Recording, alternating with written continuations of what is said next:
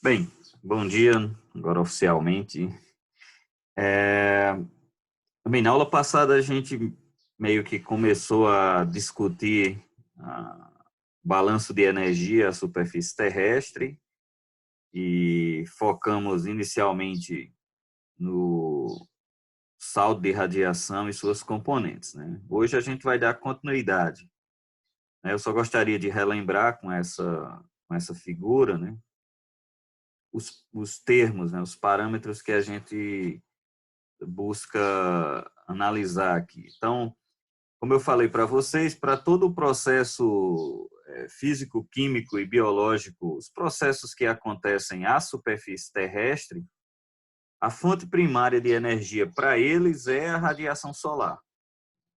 Só que essa radiação solar que é emitida em direção à superfície do nosso planeta, antes de atingir a superfície do nosso planeta, ela sofre várias interações, porque existe uma atmosfera, é uma atmosfera composta por gases e partículas, né?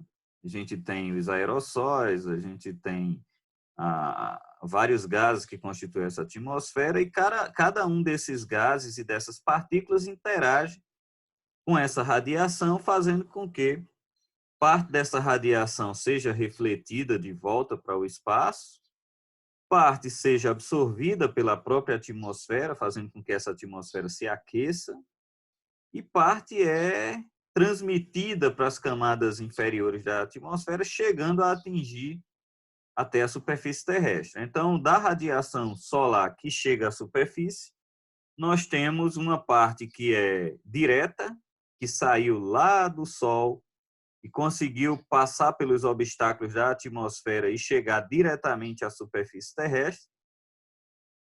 E existe radiação que, ao interagir com outras partes da atmosfera, ela é espalhada e, nesse espalhamento que acontece em todas as direções, parte dela atinge a nossa superfície onde nós estamos.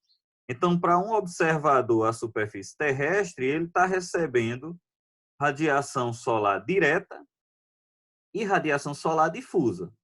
A depender das características dessa atmosfera, ele pode receber mais direta do que difusa ou mais difusa do que direta.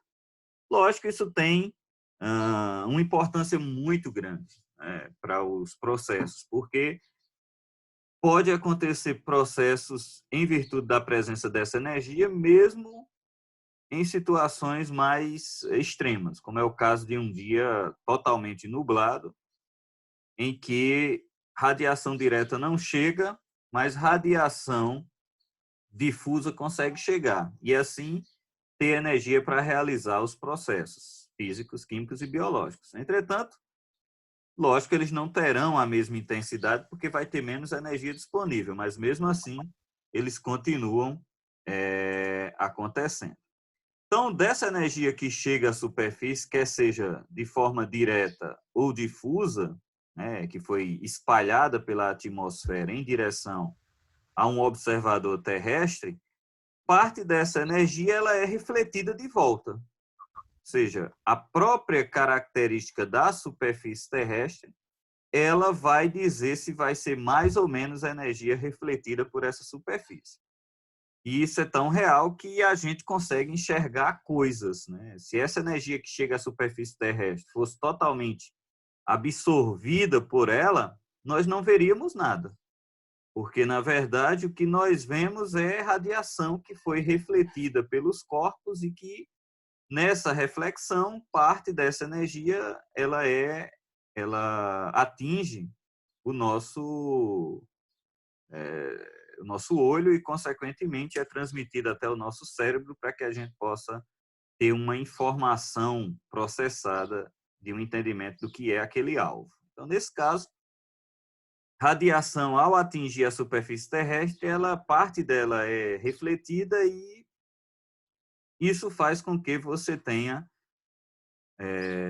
em termos de radiação solar de ondas curtas, que é o que a gente vai estar falando com relação à radiação solar de ondas curtas, a gente tenha essas interações, ou seja, absorção, reflexão e transmissão, no caso da atmosfera, ou seja, uma determinada camada transmite para outra, que transmite para outra, e assim sucessivamente até atingir a superfície terrestre. A gente vai falar um pouquinho mais adiante. Então, dessa energia que chega na atmosfera e reflete, que atinge a superfície de forma direta e difusa, parte e reflete. Então, nós vamos ter aqui a superfície um saldo de radiação de ondas curtas, ou seja, um saldo de radiação de energia que foi inicialmente oriunda do Sol. Mas também nós temos nessa situação de ambiente, por estar aquecido, como a gente viu na aula passada, a superfície terrestre ela emite radiação de ondas longas, a atmosfera, por estar aquecida, também emite radiação de ondas longas. Então, o que é que isso indica? Que você vai ter a superfície terrestre, radiação de onda longa saindo da superfície, mas radiação de onda longa chegando à superfície porque a atmosfera está aquecida. E isso vai gerar um saldo de radiação de ondas longas. Então, nós temos um saldo de radiação de ondas curtas e um saldo de radiação de ondas longas. A soma desses dois vai me dar o que eu chamo de saldo de radiação à superfície terrestre, que, na verdade, é a quantidade de energia que vai ser particionada para os processos, como já disse, físicos, químicos e biológicos. Okay? Então, foi isso que a gente discutiu no final da aula passada. Eu mostrei para vocês que quando a gente observa em termos globais, a gente tem uma maior quantidade de energia acumulada ao longo do ano na região tropical, e isso é esperado porque é a região que recebe energia o ano inteiro, e você tem as regiões mais de latitudes médias para latitudes altas, como é o caso das regiões polares, que têm dificuldade durante parte do ano de receber radiação. Elas têm, na verdade, durante determinados períodos do ano, déficit de radiação. E esse déficit ele é equilibrado porque calor, devido ao gradiente térmico, é transferido da região equatorial, ou vamos assim dizer, da região tropical, porque toda a região tropical recebe, para as regiões de latitudes médias e altas e, consequentemente, as regiões polares. Isso faz com que você tenha essa transferência de energia, de calor, sendo constantemente eficaz nesse processo, nessas trocas, através como eu já falei para vocês numa das aulas, dos oceanos e da atmosfera.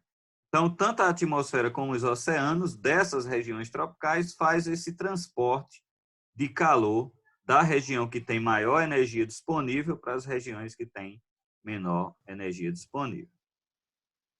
E isso numa escala anual, né? Numa escala anual, você tem esse suprimento de energia das regiões ou da região tropical para as regiões polares. E numa escala diária, você tem o ciclo diurno de radiação e temperatura, em que você tem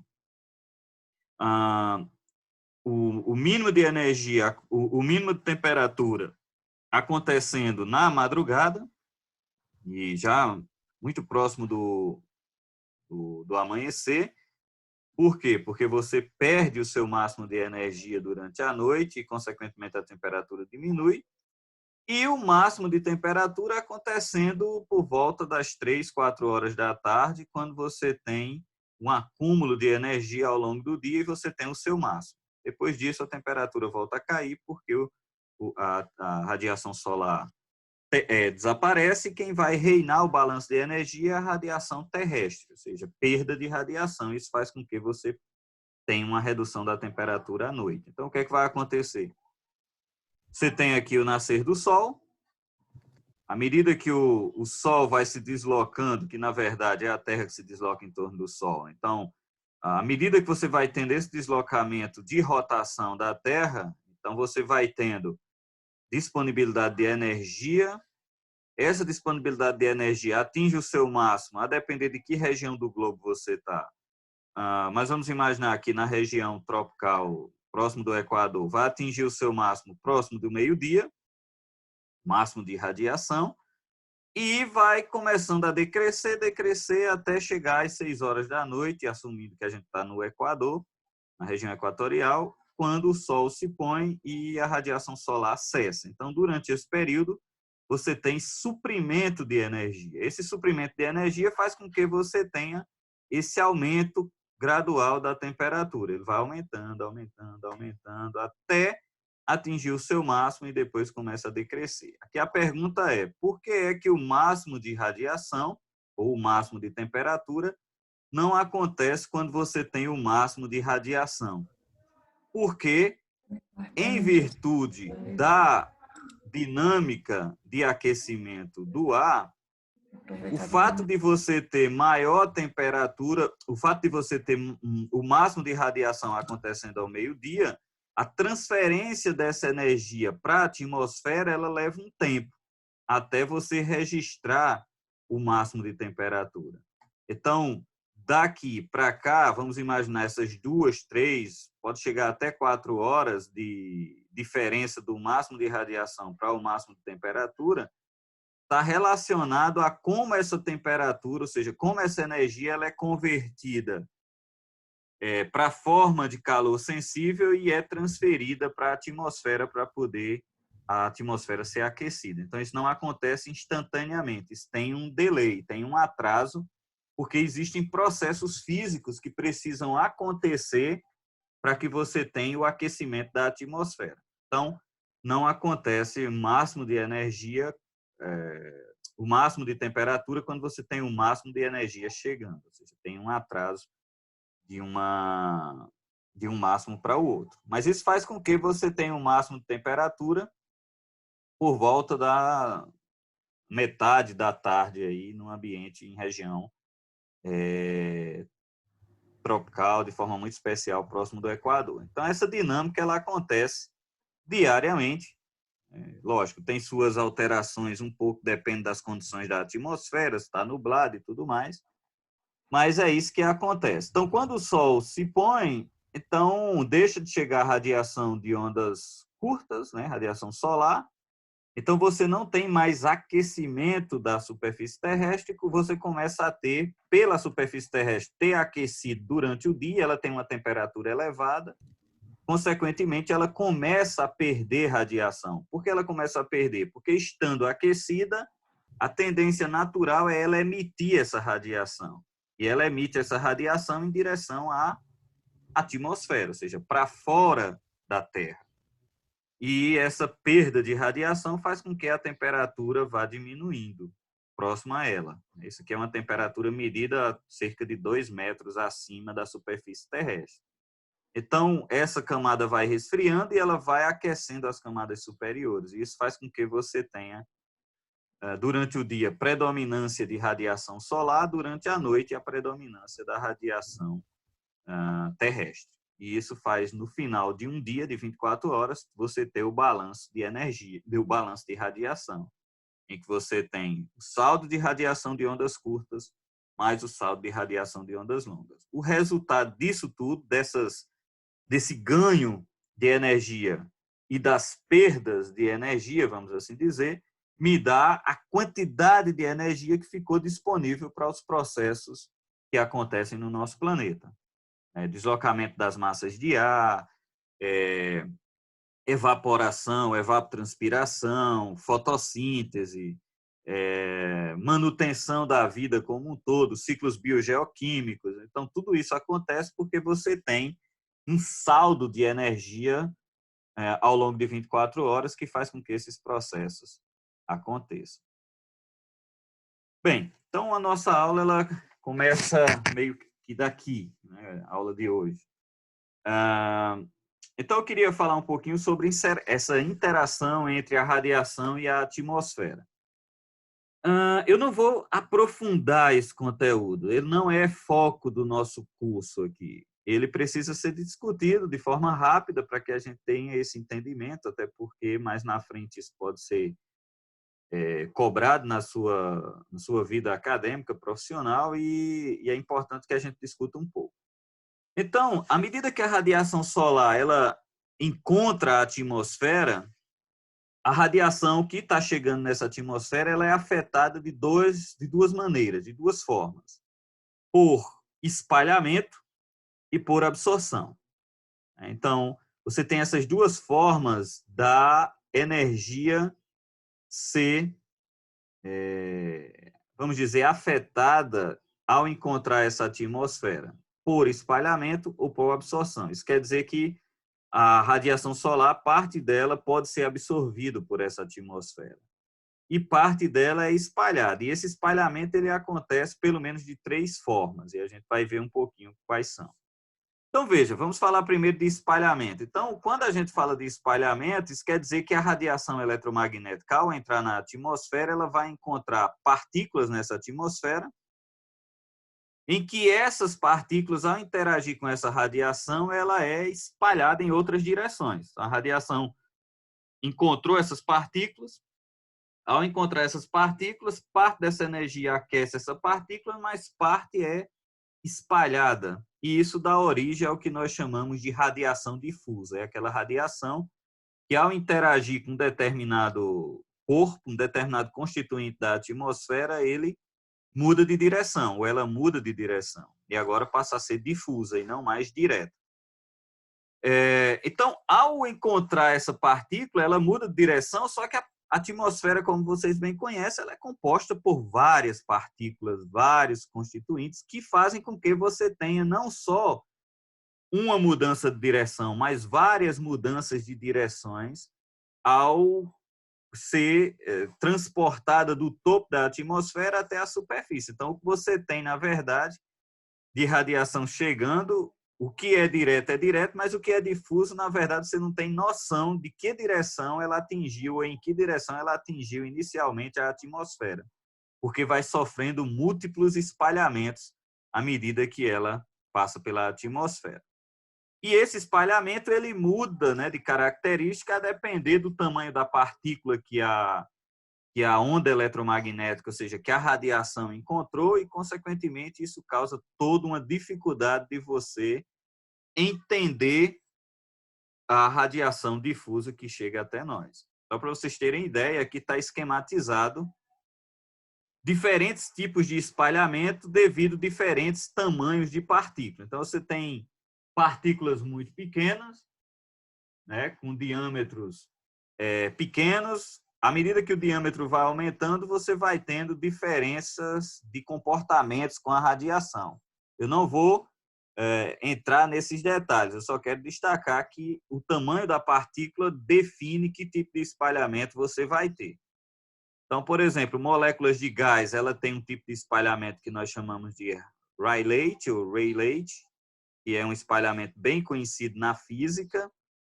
Se for aerossóis grandes, por exemplo, eles têm um tipo de espalhamento chamado espalhamento Mi, assim como partículas de nuvem, né? Aquelas, como é o nome? Fugiu agora. Aquelas gotas de água que compõem uma nuvem, elas também causam esse espalhamento chamado espalhamento Mi. E você pode ter outros tipos de espalhamentos que traz os efeitos geométricos, né, da óptica geométrica, que vai uma discussão aqui bem longa sobre esse tipo de espalhamento. Então, o que é que vai acontecer? Veja que aqui são somente 4 tipos de coisas que tem na atmosfera: moléculas de gás, aerossóis grandes, as nuvens por si só, tanto compostas por água como compostas também por gelo. E aí você tem diferentes espalhamentos acontecendo por diferentes tamanhos de partículas. Tudo isso interfere na radiação que chega à superfície e como ela chega à superfície. Então, isso aqui eu vou passar porque é conteúdo de um outro curso que tem a ver com uma parte mais física da coisa, do ponto de vista de radiação, comprimento de onda. Isso aqui não vai ser foco do nosso curso. Mas isso aqui também é importante, que é a absorção. Então, veja, espalhamento. A depender do tamanho das partículas, você tem vários tipos de espalhamentos acontecendo. Rayleigh, Mi, espalhamento por comportamento da ótica geométrica, você tem a radiação interagindo, aí com um ângulo X, aí reflete com um ângulo Y, e assim sucessivamente. E, em termos de absorção, a gente vai prestar atenção principalmente no efeito que cada um desses constituintes tem sobre diferentes faixas de radiação ou faixas de comprimento de onda. Então, a gente já viu que a radiação, ao adentrar na atmosfera, ela interage com as partículas e essas partículas espalham essa radiação em diferentes direções, a depender do tamanho dessas partículas.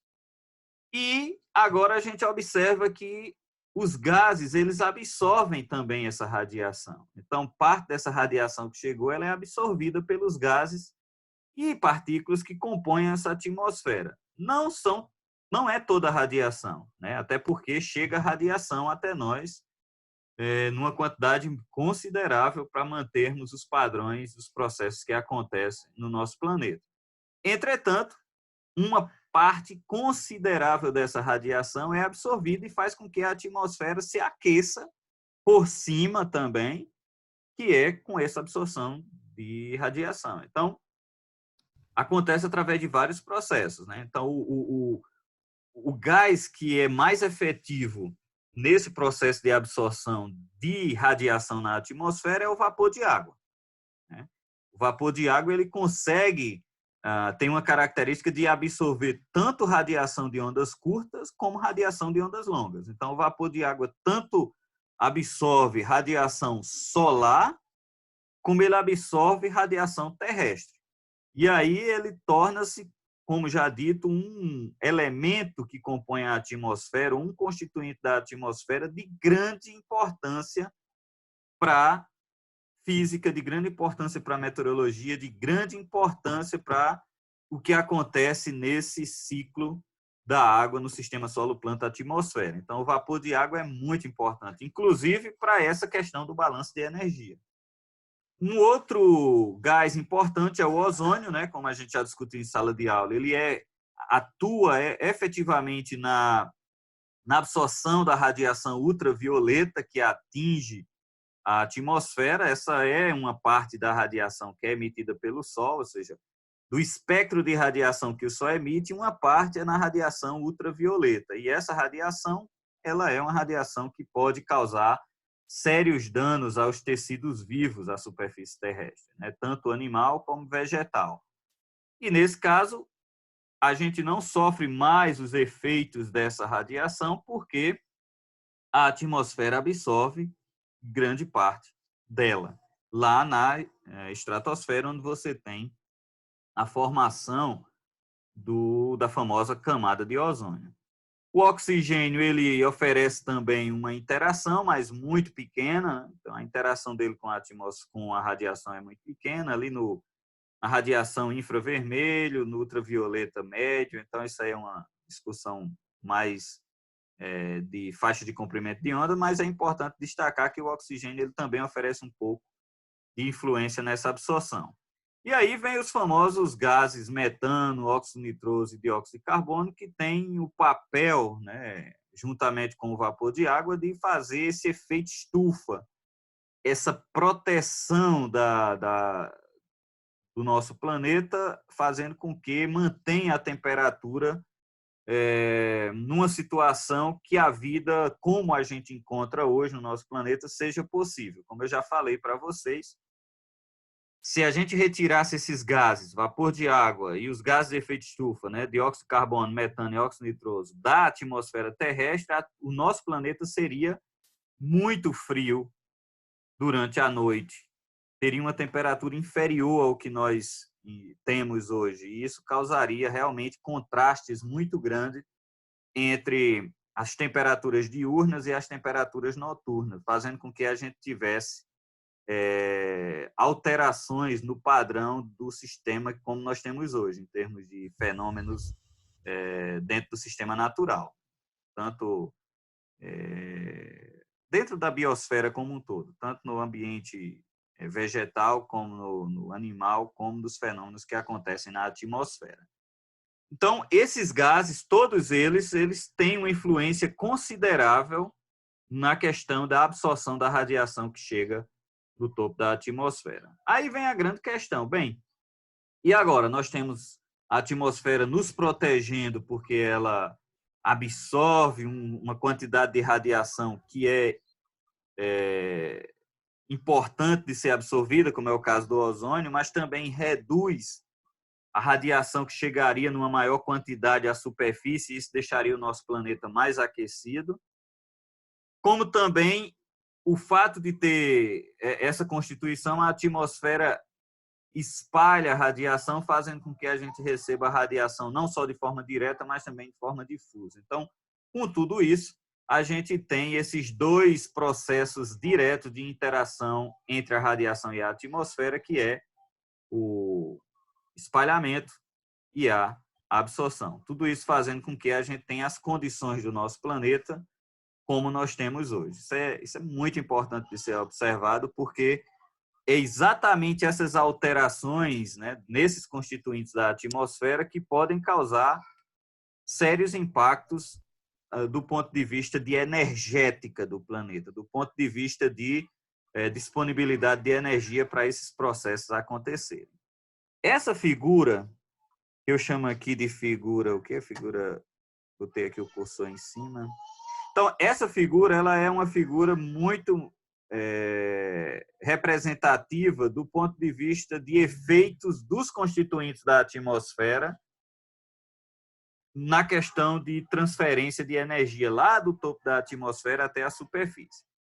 Veja que aqui, né, tem uma linha pontilhada, vocês estão vendo, essa linha pontilhada ela diferencia o que é radiação de onda curta, o que nós chamamos de radiação de onda curta, do que nós chamamos de radiação de ondas longas.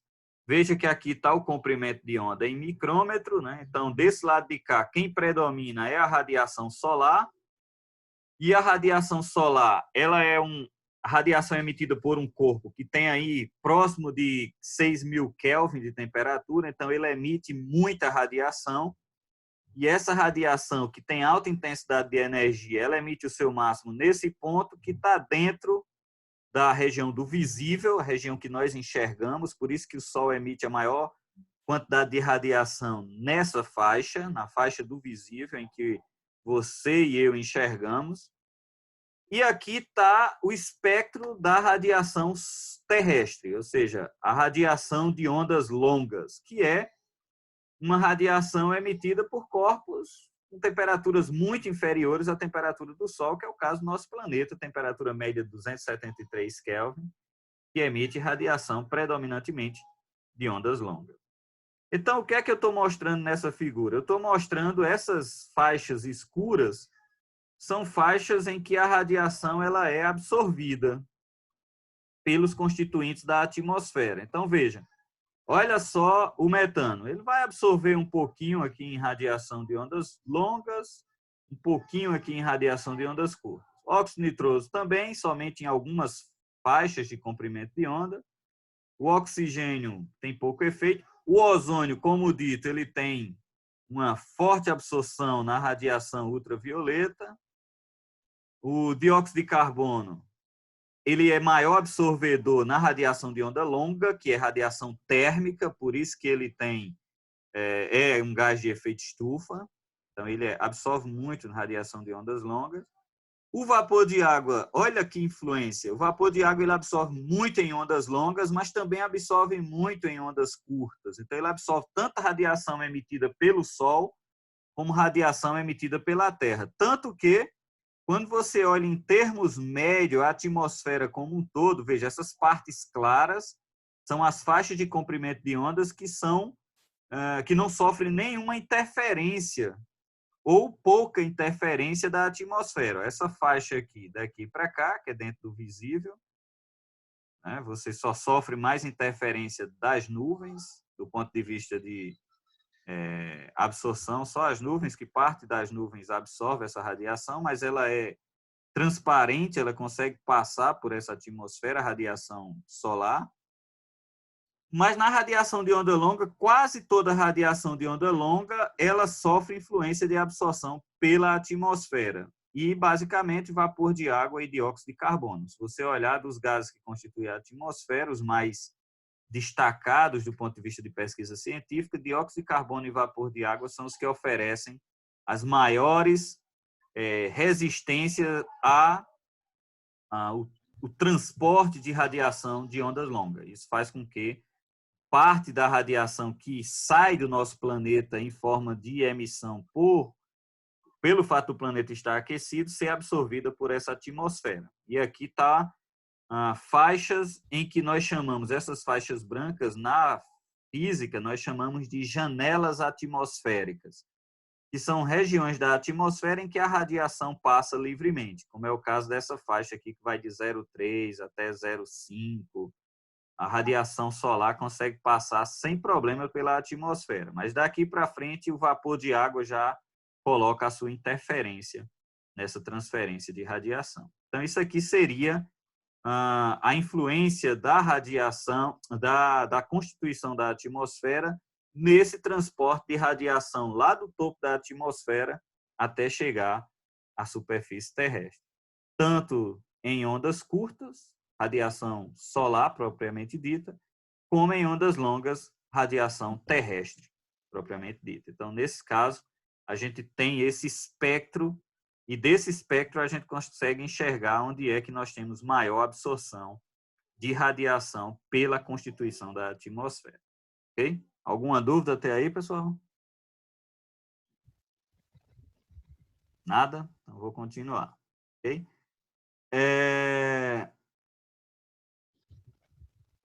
Então, agora vem a grande pergunta. Bem, e essa constituição ou esses parâmetros da radiação que está falando aí, radiação incidente, radiação refletida, radiação solar incidente, radiação solar refletida, radiação terrestre. Como é que a gente obtém esses valores? Bem, do ponto de vista de pesquisa científica, hoje a gente já tem sensores, né, instrumentos para medir essa radiação. Tanto o que está chegando, como o que está saindo em ondas curtas, como o que está chegando e o que está saindo em ondas longas. A gente vai ver isso ao longo desse curso. Mas existe um formalismo matemático para que a gente possa também estimar esses parâmetros quando a gente não tem a medição sendo feita. Até porque a medição feita ela acontece em alguns pontos da superfície terrestre, né, onde tem uma estação experimental ou estação de medição. Mas você pode estimar em qualquer região que você tiver, baseado em alguns parâmetros já conhecidos, a gente pode fazer estimativas dessas radiações que estão chegando e que estão saindo. Lógico, como qualquer estimativa, ela vai vir carregada de erros associados à própria estimativa, mas nos dá uma indicação do que está acontecendo. O ideal, do ponto de vista científico, é você fazer a medição, porque a medição, ou tomar as medidas, porque as medidas elas são mais próximo da realidade, mesmo sabendo que sensores eles têm erros associados ao próprio instrumento, mesmo sabendo que existe uma incerteza na medida. No caso de radiação, as incertezas são muito baixas. Os sensores de radiação que medem radiação solar e terrestre são sensores muito bons, são sensores que têm hoje representado com um grau de precisão muito elevado. E isso faz com que pesquisas que envolvem o uso desses sensores sejam, em geral, pouco discutido o resultado oferecido por essas medições. Então, a gente tem tomado essas medições aqui na Caatinga e as publicações que a gente tem feito, os revisores nem questionam a radiação, eles vão questionar outros parâmetros, conforme a gente vai discutir mais na frente. Ok? Então, eu vou parar a aula aqui e a gente retorna daqui a 4 minutos. Ok?